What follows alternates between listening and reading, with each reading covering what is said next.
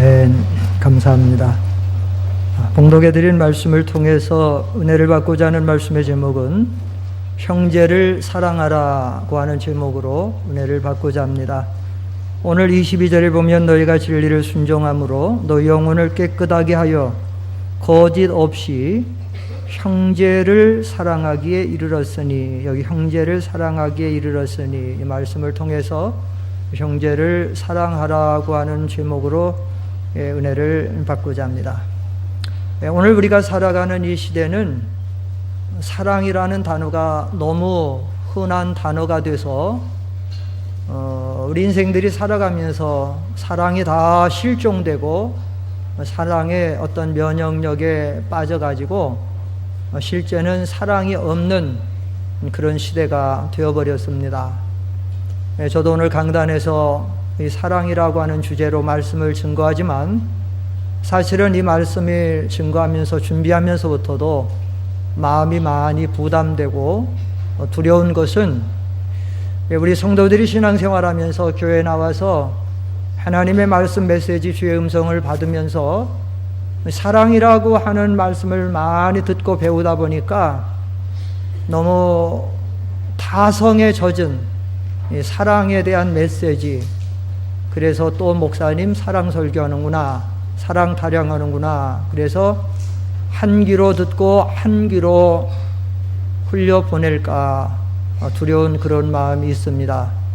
그러나 그럼에도 불구하고 이 사랑이라고 하는 주제를 설교하지 않을 수 없는 이유는 우리의 모든 신앙생활 속에서 사랑이 없으면 신앙은 잘못된 신앙이고 하나님을 기쁘시게 할 수가 없고 하나님의 주시는 은혜와 복된 삶을 살 수가 없기 때문입니다.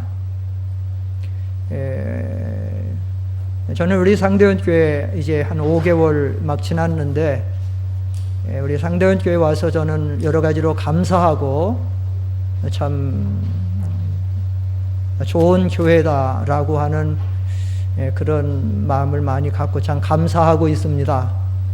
우리 원로 목사님 45년 전에 교회를 개척하셨다고 하는데, 그리고 오랜 동안 기도로 또 말씀으로 이렇게 양육해서 잘 다져오신 것이 제가 와서 담임하고 목회하면서 참 그런 부분들이 느껴지고, 또 우리 원로 장로님들이나 또 여기 연세 드신 많은 권사님들 기도하는 모습들이나 또 여러 가지 면에서 이렇게 하나님 중심으로 신앙생활하려고 하는 그런 아름다운 모습을 통해서 참 너무 고맙고 감사한 마음이 있는데, 늘 하나 아쉽고 아직도 부담이 되는 것은 우리에게 사랑이 좀 부족하지 않는가라고 하는 그런 마음을 지울 수가 없어서 그래서 저는 이 상대원 교회 와서 예루살렘 교회를 이렇게 모델로 들어서 자주 말씀을 많이 증거를 했습니다. 성경에 보면 우리가 이 신앙생활하면서 모든 많은 것들을 이룬다고 해도 사랑이 없으면 하나님이 인정을 안 해주세요.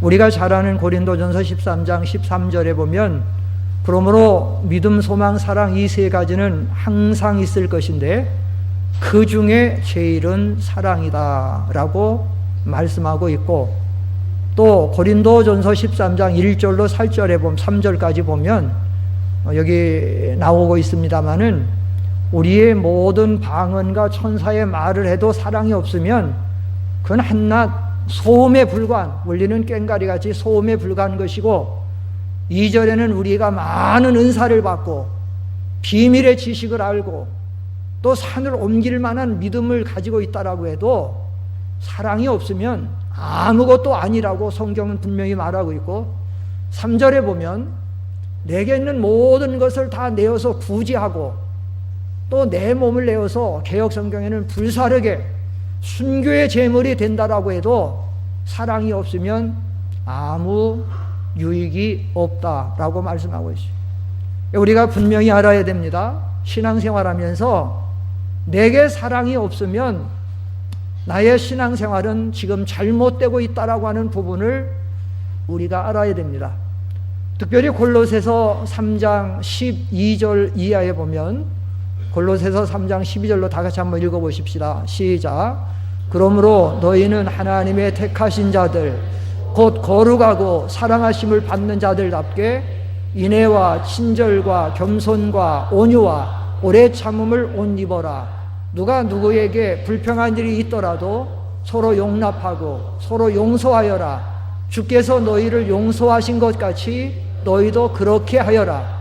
그리고 이 모든 것 위에 사랑을 더하여라. 사랑은 온전하게 매는 띠다. 여기 12절부터 보십시오. 12절부터 보면 우리가 신앙생활하면서 갖추어야 될 많은 신앙의 요소들, 덕목들이 기록되어 있죠. 인애, 친절, 겸손, 온유, 오래 참음, 서로 불평하지 말고 용납하고 용서하고 하라는 겁니다. 그리고 14절에 가면 이 모든 것 위에 사랑을 더해라는 거예요. 사랑이 없으면 그 위에는 모든 것들이 헛되다는 거예요. 그리고 이 모든 것 위에 사랑을 더할 뿐만 아니라 사랑은 온전하게 매는 띠다. 좋은 보화에 값진 보화와 모든 귀중한 보물들, 선물, 보따리가 있어도 그것을 끈으로 묶지 아니하면 다 그것이 흩어지고 분실되고 쓸 수 없는 것처럼 우리의 신앙생활이 여러 가지를 가지고 좋은 면을 가지고 있다라고 해도 사랑의 띠가 없으면, 사랑이 없다라고 하면 우리는 신앙의 아름다운 좋은 것들을 다 잃어버리게 된다는 거예요. 신앙생활이 온전한 신앙생활이 될 수 없고 하나님을 기쁘시게 할 수 없고, 그러면 우리가 하나님의 은혜와 축복된 삶을 살 수가 없다라고 하는 사실이에요. 자, 오늘 이 말씀 속에서 먼저 우리가 받아야 될 교훈은, 자, 사도 베드로는, 오늘 본 서신은 사도 베드로가 그 당대에 흩어져 있는 나그네 된 성도들에게 쓴 서신이에요. 이 베드로전서는 그래서 어떤 특별한 한 교회를 대상으로 쓴 게 아니에요. 우리가 성경에 보면 에베소 교회, 빌립보 교회, 골로새 교회 뭐 등등으로 쭉 4대 교회, 빌라델비아 이런 등등이 있는데, 오늘 여기는 사도 베드로가 쓴 서신이에요. 그런데 오늘 사도 베드로가 이 성경을 쓰면서 누구를 사랑하라고 했는지 사랑의 대상을 우리가 먼저 좀 분별을 해야 돼요. 알아야 돼요. 중요한 거예요. 왜 그런가 하면 우리 하나님 믿는 성도들은 세상에 있는 모든 사람들을 사랑해야 됩니다. 하나님을 사랑하고 내 가족을 사랑하고 이웃을 사랑하고 형제를 사랑하고 직장 동료를 사랑하고 이웃, 내 가까운 이웃의 모든 사람들을 다 사랑을 해야 됩니다. 그런데 오늘 이 본문에서 사도 베드로는 특별한 한 대상을 여기서 특별히 지칭하고 있어요. 그게 뭐냐? 바로 형제를 사랑하라는 겁니다. 형제를 사랑. 여기서 형제 사랑이라고 하는 것은 육신의 형제를 가리키는 말이 아니에요.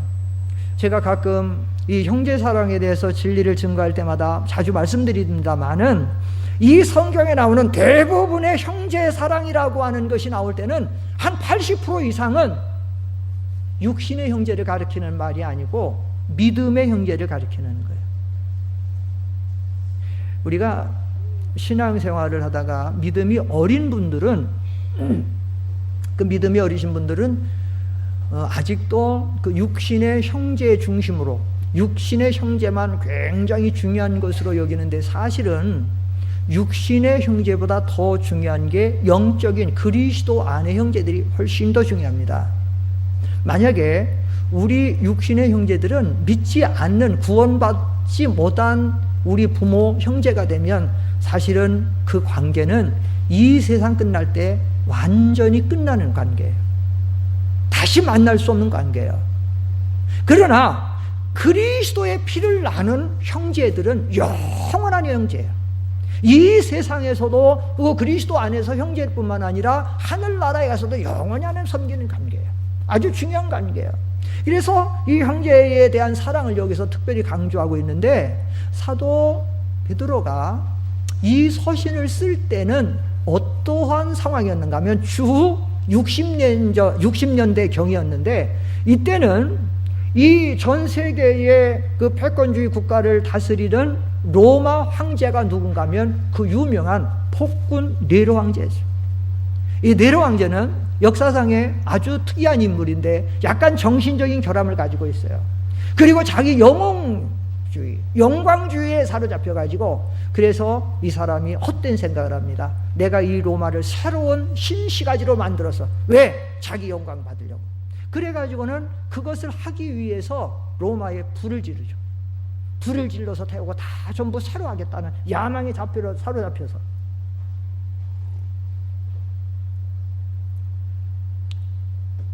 불나면 간단하게 끝나는 게 아니죠. 불 붙으면 모든 시민들이 가지고 있는 재산이 다 없어지게 되고, 얼마나 많은 사람들의 생명이 없어지니까. 그러니까 시민들의 분노가 이제 걷잡을 수 없게 되죠.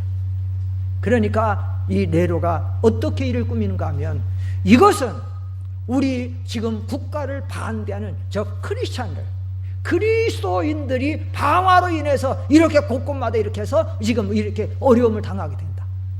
그러지 않아도 많은 생명을 잃고 재산을 잃고 분노의 사람들이 그 말을 듣고 어떻게 하겠어요?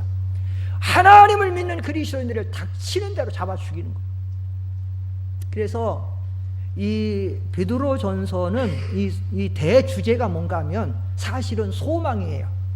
사도 베드로가 이 성경을 쓰면서 3절에 가면 먼저 소망을 이 흩어져 있는 사람들이 쓴 거예요. 제가 1절하고 3절을 좀 여러분들 잠깐 돕기 위해서 읽겠습니다. 여러분 성경 베드로전서 1장이니까 1절 한번 보세요. 1절 다 같이 한번 읽어봅시다. 시작. 예수 그리스도의 사도 베드로는 본도, 갈라디아, 갑바도기아, 아시아, 비두니아에 흩어져 있는 누구? 나그네. 왜 흩어져 있어요? 환난과 박해와 핍박을 면하기 위해서 도망가기 때문에 흩어지는 거예요. 얼마나 환난이 많아요. 그러니까 3절에 가서 사도 베드로가 3절 다 같이 시작. 우리 주 예수 그리스도의 아버지 하나님을 찬양하자. 그분은 자신의 풍성한 긍휼을 따라 우리를 거듭나게 하시고 예수 그리스도를 죽은 자들로부터 부활하게 하셔서 우리에게 무슨 소망이 있게 하시고 이 소망이 대주제예요. 이 사도 베드로가 이 베드로전서는 이 흩어져 있어 박해와 환난 속에서 많은 어려움을 겪는 이 하나님의 백성들로 소망을 갖고 신앙을 승리하게 하기 위해서 이 글을 쓴 거야. 그래서 베드로가 이 글을 쓰면서 그래서 무슨 말인가?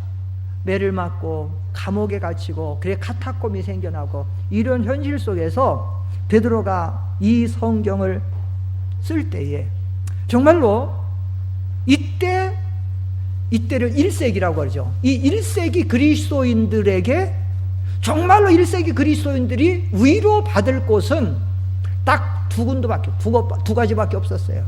오늘날은 이 국가의 어떤 보상 제도도 있고 치안도 있고 국가적인 어떤 여러 가지 그런 것들이 어떤 제도가 있어서 어떤 경우에는 보상도 받고 어떤 보호도 받는 그런 것이 있지만 이때 당시엔 그런 게 없었어요.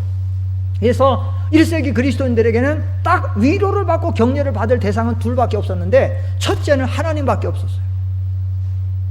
예수 그리스도를 통해서 믿음으로 구원받게 하신 하나님밖에 위로의 대상이 없었어요. 그리고 또 하나가 뭐냐? 또 하나는 바로 예수 그리스도를 같이 믿음으로 구원받은 형제들 밖에는 없어요. 없습니다. 지금 이 당대에 이 그리스도인으로 낙인 찍혀 잘못 잡히게 되면 어떻습니까? 매를 맞는 건 양반이죠. 이때 보면 십자가형뿐만 아니라 화형이 많이 있었어요. 불에 태워서 죽이는. 그리고 여러분 잘 아는 원형 경기장 안에 그리스도인들을 잡아놓고 맹수를 풀어.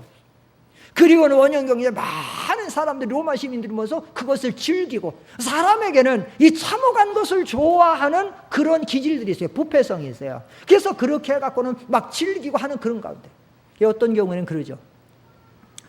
여기 지금 그리스도인들이 1년의 무리들이 여기 있어요. 저쪽에 맹수가 있어요. 맹수의 소리가 막 나와요. 이제 곧 저기서 사자나 호랑이 나올 거예요. 여기서 어린아이를 품은 어머니가 자지러지게 우는, 그때 저기서 문이 열리고 맹수들이 막 달려오죠.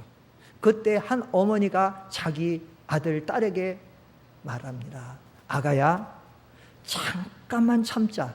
아가야, 잠깐만 참으면 우리는 고통도 이런 환난도 없는 영원한 하늘나라에서 하나님과 더불어 산다. 아가야, 잠깐만 참자. 그리고 맹수한테 물려서 자기도 죽고 애기도 죽고 다 죽죠. 이때가 그런 때예요.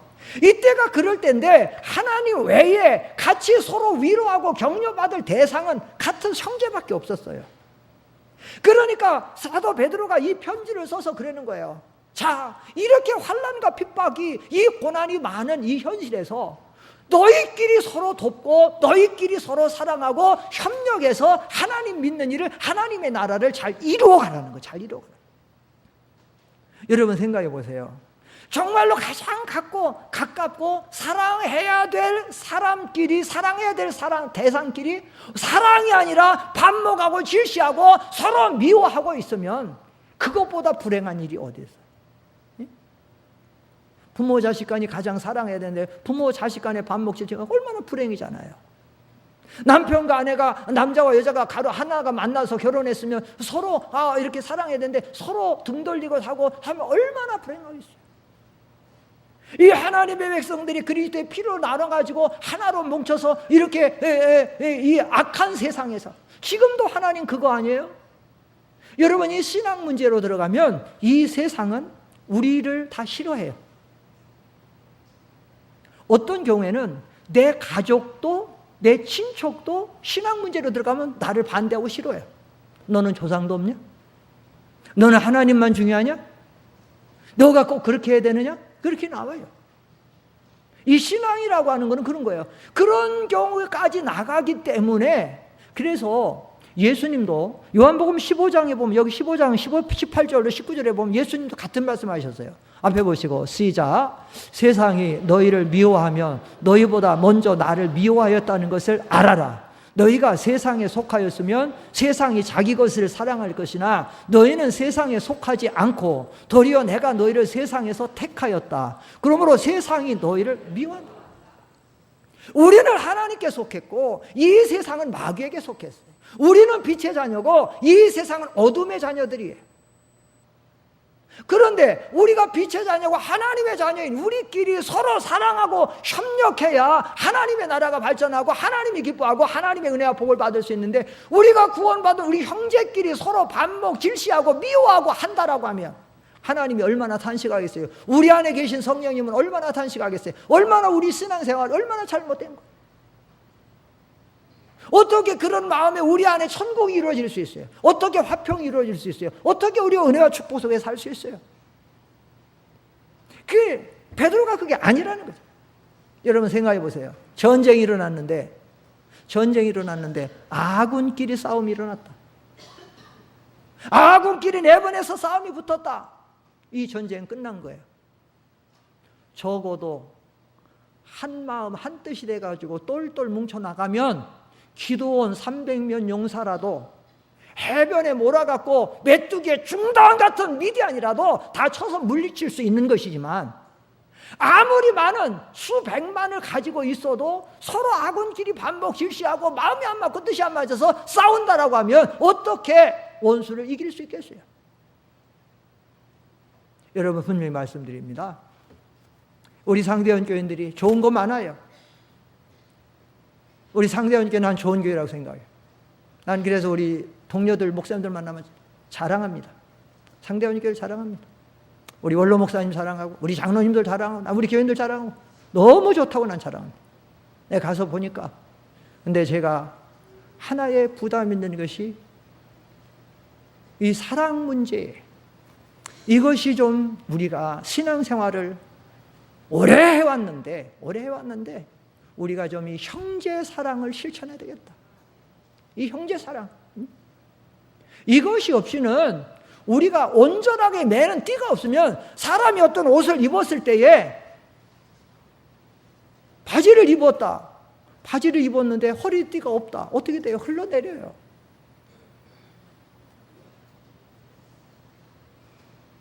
우선 옛날에 두루마기를 입으면 뭘 하잖아요. 안 돼요. 모든 것이. 그렇기 때문에 우리는 세상의 모든 걸 다 사랑해야 되지만 먼저 형제끼리 사랑해야 된다. 먼저 형제끼리. 그래서 갈라디아 6장 10절에도 보면 무슨 선한 일을 하든지 믿음의 사람에게, 다 같이 한번 시작. 그러므로 기회 있는 대로 모든 이들에게 선한 일을 하되 믿음의 가족들에게 더욱 그렇게, 무슨 선한 일, 사랑이 됐든지 구제가 됐든지 돕는 일이 됐든지 먼저 믿는 사람에게 하는 거예요. 먼저. 우리 사랑도 마찬가지예요. 우리끼리 먼저 사랑하지 않으면, 우리는 그 다음에서는 안 돼요. 그 다음 두 번째로, 오늘 이 진리를 통해서 우리가 받아야 될 두 번째 교훈은, 그러면 우리가 형제를 사랑해야 되는데 말로만 사랑한다고 하지 말고 정말로 어떻게 사랑해야 되느냐. 사도 요한은 요한일서에서 그렇게 말하죠. 형제들아, 우리가 말과 혀로만 사랑하지 말고, 그게 어떻게 사랑해야 되느냐. 사도 베드로는 우리에게 어떻게 사랑하라고 말하느냐. 첫째, 베드로는 오늘 우리들에게 거짓 없는 사랑을 해야 된다고 가르치고 있습니다. 여기 22절을 다시 읽겠습니다. 여기 22절을 다시 읽으면, 너희가 진리를 순종함으로 너희 영혼을 깨끗하게 하여 거짓 없이 형제를 사랑하게 이르렀으니, 거짓 없는 사랑을 먼저 요구하고 있어요. 여기서 거짓이 없다라는 이 말은, 이 거짓이 없다라고 하는 이 원문의 말은 아니포크리톤이라고 하는 말인데, 헬라 원어가 아니포크리톤이라는 이 말의 의미는 뭔가 하면 가식이 없는 사랑을 하라는 거예요. 가식이라는 게 뭐예요? 가식이라고 하는 거는 말이나 행동을 꾸며서 나타내는 게 가식이잖아요. 정말은 내 속에 검은 것을 있는데 검은 것으로 말과 행함으로 나타나게 하고 하얗게 나타나는, 가식 없는 사랑을 하라. 이 가식 없는 사랑을 하라는 이 의미에서 어떤 경우를 말하는가 하면, 조금 쉽게 표현하면 배우와 같은 사랑을 하지 마라. 연기하는 배우와 같은 사랑하지 마라. 연기하는 배우들은 영화에서 나오든지 연극에서 나오든지 정말로 남자 주인공, 여자 주인공이 있으면 정말 사랑하는 대상이 아니죠. 집에 자기 아내가 있어요. 자기 남편이 있어요. 그런데 극 중에 주어졌기 때문에 정말은 사랑 안 하는데 사랑하는 척 하는 거죠. 사랑하는. 그래서 막 눈물을 쫄쫄 짜기도 하고 어떤 때는 그냥 막 하기도 하고, 사실은 사랑하지 않는데 연기하는 거죠. 연기. 교회에서 이런 거짓된 사랑하지 말라는 거예요. 절대로 교회에서는 진실한 사랑, 거짓된 사랑하지 마세요. 어떤 자기 사람을 만들려고 하든지, 자기 세력을 어떤 동조하려고 한다든지, 어떤 자기의 어떤 무엇을 좀 하려고 하든지, 저는 아주 그런 정치에 대해서는 저는 아주 신분이 나 살아요. 목회하면서. 저는 그래서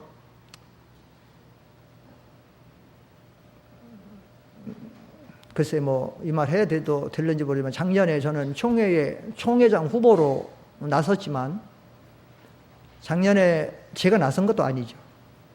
총회에서 총회장 후보로 나섰지만 저는 한 사람도 정치를 안 했습니다. 제 가까운 친구 목사나 가까운 후배 목사나 내가 섬기던 교회 장로님들한테도 내가 해야 되겠다든지 내가 해야 되는 당위선하든 나를 좀 지원해달라는 기도 한 번도 안 했습니다. 사실은 어떤 정치라 되면은 자기가 안 하려고 해도 여기저기서 와요. 후배 목사들, 중진 목사들, 해외에서도 와요. 해외에서도 목사님 이번에는 유 목사님이 해야 되지 않습니까? 이런 게 와요. 저는 여출일구했습니다. 똑같아요. 아닙니다. 우리 교단에는 저보다 훌륭한 분들이 훨씬 많기 때문에 나는 아닙니다. 정말로 그랬어요. 절대로. 그리고 저는 지금까지 목회한 이제 횟수로 5월달이 지났으니까 횟수로 30, 지금 5년째 접어들었는데, 목회하면서도 교회에서 내 사람을 만들고, 그래서 내가 어떤 목회하는데 내 유리하게 하고, 이런 걸 저는 정말 그 자체를 제가 싫어하기 때문에 그런 걸 정말 하잖아요. 그런 것을 내 사람을 제 어떤 분을 보면 그게 너무 눈에 띄는 거예요. 근데 그게 커다란 문제가 있어요. 자기 사람하고 자기 이렇게 하려고 하면 그렇지 않는 사람과는 어떻게 되느냐? 반드시 그러면 반대파가 되게 돼 있죠. 원수가 되게 되죠. 안 좋은 거예요. 처음만 좋은 거지. 처음만. 그러니까 욥기서 1장에 보면 그런 말씀이 있어요. 욥이 순전하고 정직하여 하나님을 경외함으로 악에서 떠났다. 읽기만 해도 얼마나 좋습니까? 순전하고 정직하고 어떠한 그런 것들이 없이 그냥 나그네. 여러분, 우리가 교회 생활하고 신앙 생활하면서 이 사랑이라고 하는 거 할 때 이 거짓된 위선과 과식과 꾸밈으로 자기 유익을 얻기 위해서 상대방을 속이는 이런 행위는 없어야 되는 거예요. 지난주에 제가 뉴스 난 걸 좀 자세하게 하나를 봤는데 참 시대가 너무 악해. 그게 뭔가 하면 86세 먹은 황모 할머니가 계셨어요. 86세면 얼마나 많습니까? 90을 바라보는 나이인데 이 신문 같은 데 이런 데 나오는 나이는 한국 나이 만으로 따지는 거니까 그분 한국 나이로 말하면 87세예요. 3년 있으면 90 되는 분이라고. 근데 이분이 남편과 사별하고 딸이 하나밖에 없어. 아들도 없고. 이 딸을 런던으로 미국, 영국 런던으로 유학을 보냈다가 그 딸이 거기서 그냥 결혼하고 둘러 거기서 사니까 이 87세 잡선 6세 잡선 할머니가 혼자 사는 거야. 재산도 많지도 않아. 자기 지금 살고 있는 집 하나 있고 전체 가진 재산은 2억 9,700만 원. 그러면 300만 원만 보태면 얼마지요? 딱 3억이 가지고 있어. 그런데 뭐라고 하는 남자가 생활보험 설계사인데 그 사실을 알았어. 그리고는 그때부터 이 할머니한테 대시하는 거예요. 과일 사다 드리고 가서 어머니라고 부르고 그리고는 전화 안 부르고 어머니 식사는 하셨냐고 늙으면 밥심으로 사니까 꼭꼭 챙겨 잡수라고 하고 겨울 되면 전화 넣고 또 찾아와가지고는 이거 지금 아끼면 안 된다고 보일러 틀고 하라고. 외로운 분이 이 사람이 그냥 어머니 하니까는 뽀박 쏘고났어요. 이 사람은 뭐 하는 사람이야? 보험 설계사야. 어머니 이거 요번에 이렇게 투자했어서 하면 이자 10% 받습니다. 보통 은행 이자에 2배, 3배 준다고 하니까 그래가지고 나중에 2억 9,700만 원이 다 갔어. 나중에는 달라도 안 주니까 경찰에 고발해요. 그래서 이 사람 그게 뭐예요? 거짓된 사랑에 분별력이 없는 분이 다 넘어가 버린 거예요. 이런 사랑은 안 된다는 거죠. 예수님이 우리에게 사랑은 아니잖아요. 내가 희생하고 내가 매 맞고 내가 죽고 내가 해도 남을 살리는 사랑이 이 참된 사랑. 우리는 교회에서 내가 때로는 욕먹고 내가 때로는 마음이 아프고 내가 괴로워도 교회를 편안하게 하고 다른 사람들을 살리고 다른 사람을 유익하게 하는 이런 사랑을 실천하시기를 축원합니다. 우리가 이런 사랑을 실천. 둘째로 여기 사도 베드로가 우리에게 가르쳐준 또 하나의 사랑은 뭔가 하면 단순해요. 서로 사랑해야 된다는 겁니다. 여기 22절 다시 읽겠습니다. 너희가 진리를 순종함으로 너희 영혼을 깨끗하게 하여 거짓 없이 형제를 사랑하게 이르렀으니 여러분이 성경 보고 대답하세요. 정결한 마음으로 어떻게 뜨겁게 사랑하여라? 서로. 여러분 완전한 사랑이 되려면 참된 사랑이 되려면 서로 사랑하는 것이 돼야 됩니다. 한쪽만 일방적으로 사랑하고 한쪽은 일방적으로 사랑만 받는다. 이거는 참사랑이 아니에요. 여기에서 불행이 싹 트는 거야. 그래서 예수님이 가르쳐준 많은 이 말씀들을 보면 사랑을 얘기할 때 꼭 예수님이 갖다 붙였어요. 서로. 여기 요한복음 13장 34절로 35절 한번 읽어보십시다. 여기 보면 요한복음 13장 37 앞에 보시고 시간이 많이 가서 시작. 새 계명을 내가 너희에게 주니 서로 사랑하여라. 내가 너희를 사랑한 같이 너희도 서로 사랑하여라. 너희가 서로 사랑하면 이로써 모든 사람들이 너희가 내 제자인 줄 알 것이다. 자, 여러분 이 두 절 안에 서로 사랑하라는 말이 몇 번 나왔을까요? 몇 번 나왔어요? 네, 3번 나온 것 같아요. 3번. 4번인가요? 네. 새 계명을 내가 너희에게 주니 서로 사랑하여라. 내가 너희를 사랑같이 너희도 서로 사랑하여라. 너희가 서로 가면 3번이지 어디 4번이야? 4번이야? 그러네. 똑똑하신 분들이 이렇게 많아요. 근데 진짜 똑똑한 건 사랑을 실천해야 진짜 똑똑해. 응? 근데 중요한 건 뭐냐? 완전한 참 사랑은 서로 사랑해야지. 여러분 생각해 보세요. 부모는 자식을 끔찍이 사랑하는데 자식은 정말 부모 생각도 안 하고 못된 일만 합니다. 부모가 속 터집니다. 부모가 키로 와가지고 불행한 거예요. 남자와 여자가 만나 결혼했습니다. 아내는 얼마나 헌신적인지 모릅니다. 얼마나 가정적인지 모릅니다. 남편이 백수예요. 내가 그런 남편을 봐서 얘기하는 거예요. 백수예요. 아내가 돈 좀 벌어오면 그거 가지고 가서 화토 칩니다. 그거 가지고 술 마십니다. 돈 안 주면 돈 안 준다고 때립니다. 얼마나 불행합니까? 응? 반대인 경우도 있습니다. 여러분, 물이라고 하는 것도 들어오고 나가든지 흘러야지 산 물이지, 그냥 받기만 해서 가만히 고여있는 물은 죽은 물이에요. 지중해에 가면 저기 가면 사해라고 하는 데가 있어요. 사해는 뭐냐? 바닷물을 받기만 하고 내보낼 줄 모르니까 그 안에는 고기가 살 수 없어. 죽은 물이에요. 교회 안에 신앙생활하면서 오해하시는 분들이 있어요. 나는 초신자니까, 새신자니까 교회에서 나를 많이 사랑해 주겠지, 이렇게 생각하는 분들이 있어요. 어떤 분들은 나는 이 교회를 오래 다녔으니까, 나는 40년 다녔으니까, 50년, 60년 다녔으니까, 나는 이런 공로가 있으니까 교회에서 나는 사랑해 주겠지, 이런 분들이 있어요. 나는 지금 교회 나오면서 이런저런 어려운 문제를 가지고 있으니까 교회에서 나를 이해하고 나를 사랑하고 도와주겠지, 이렇게 생각하는 분들이 있어요. 문제는 여기서 교회의 불행이 싹트는 거예요. 언제나 우리가 신앙생활하면서 사랑 문제에 들어가면 사랑은 내가 하려고 하는 거지 내가 받으려고 해서는 안 된다는 겁니다. 안 된다. 서로 사랑하십시오. 남녀 전도회가 있으면 전도회장은 전도부원들을 사랑하려고 하고, 전도회원들은 그 기관장을, 남선교회장, 여선교회장을 사랑하려고 하십시오. 지역장은 지역원들을 사랑하고, 지역원들은 지역장을 사랑하십시오. 모든 면에서 우리가 관계된 게서는 서로 사랑을 해야 돼. 서로 사랑. 이것이 완전한 사랑. 이렇게 될 때에 우리가 아예 하나님 앞에서 합당한 일이 할 수 있는 거예요. 일방적인 사랑은 성경에서 가르치고 있어요. 그리고 우리가 알아야 됩니다. 이 신앙생활을 할 때에 무엇이든지 주는 것이 복이 있는 것이지 내가 받으려고 복이 아니에요.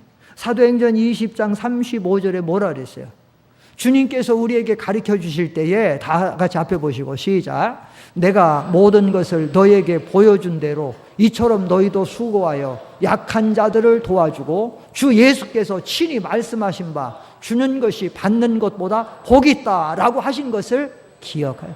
자, 누가 복이 있습니까? 주는 자가 복이 있습니까? 받는 자가 복이 있습니까? 주는 자가 복이 있습니다. 성 프란치스코의 기도에 보면 성자 프란치스코가 하나님 앞에 기도하면서 그렇게 기도하죠. 주여 나를 평화의 도구로 써 주소서.